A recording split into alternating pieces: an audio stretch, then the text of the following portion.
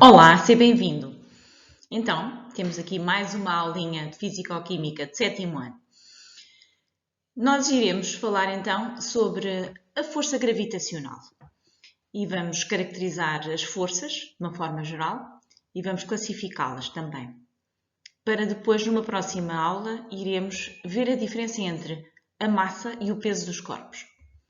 Vamos lá, bora aí. Vamos tentar responder o que é que mantém os astros nas suas órbitas? O que é que faz com que nós nos mantenhamos assentes no chão e, portanto, não andemos aí a flutuar? Como já deves saber, existe uma força, que é uma força universal, dita força gravitacional, que faz com que nós nos mantenhamos nas nossas órbitas, no nosso planeta, à volta do Sol, que todos os astros mantenham esses movimentos, que também que os objetos caiam para o chão, portanto, é dita a força gravitacional. Existem outros tipos de forças, no entanto. Quem descobriu a força gravitacional foi um grande pai da física chamado Isaac Newton. Ele existiu no século XVII e foi quem desenvolveu a chamada Lei da Gravitação Universal, que diz que entre quaisquer dois corpos existe uma força atrativa pelo simples facto de eles possuírem matéria. Essa força é tanto maior quanto maior a massa dos corpos e também quanto mais próximos estiverem.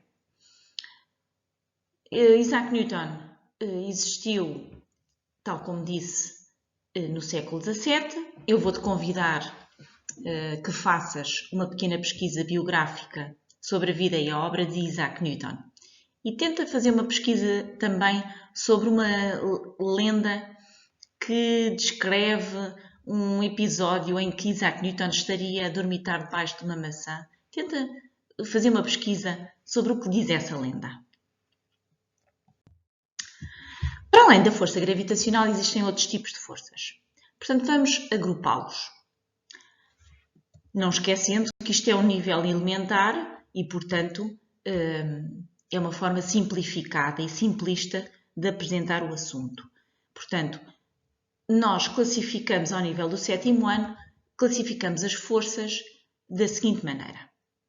Existem dois tipos de forças.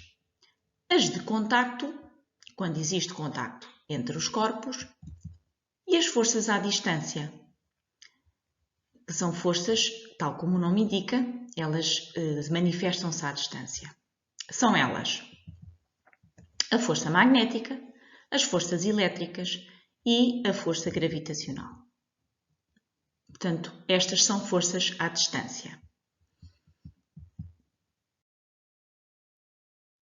O que é uma força? Bem, é algo difícil de explicar. Porque uma força não se vê, apenas conseguimos ver os seus efeitos. Por exemplo, conseguimos ver que o rapaz, quando está a amassar a massa, está a aplicar forças, não é? No rolo da massa sobre a massa, da massa, que aí está. Também vemos que o rapaz, ao fazer pressão naquela mola elástica, também está a aplicar uma força porque a mola elástica deforma.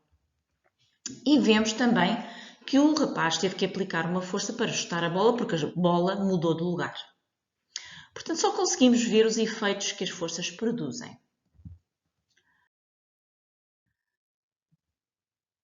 Então, como representar uma força?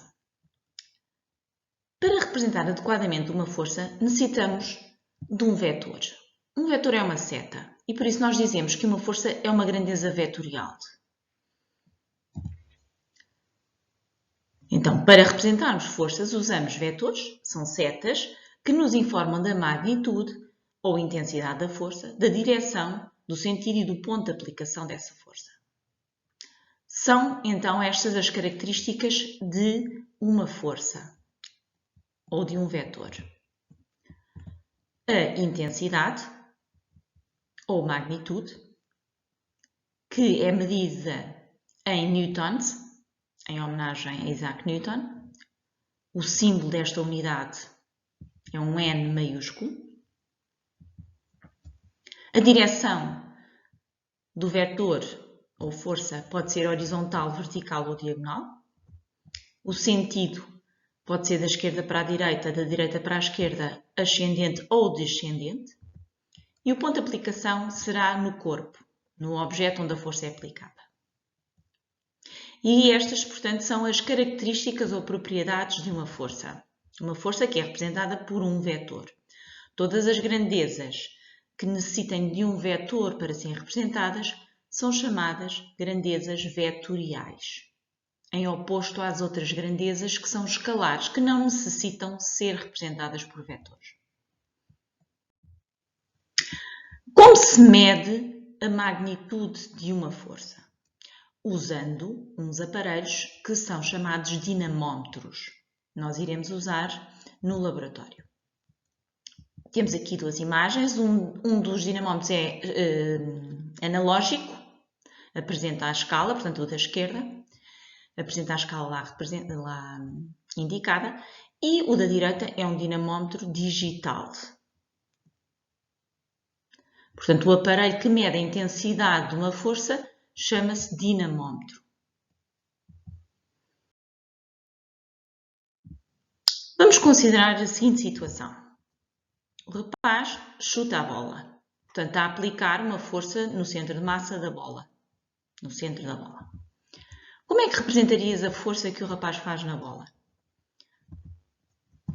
Usaríamos um vetor, uma seta. Uma seta é essa que teria um ponto de aplicação no centro da bola, teria uma direção horizontal, um sentido da esquerda para a direita e uma intensidade que nós não sabemos, teria que ser medida, mas seria dada em newtons. Portanto, a força aplicada pelo rapaz na bola tem as seguintes características ou propriedades.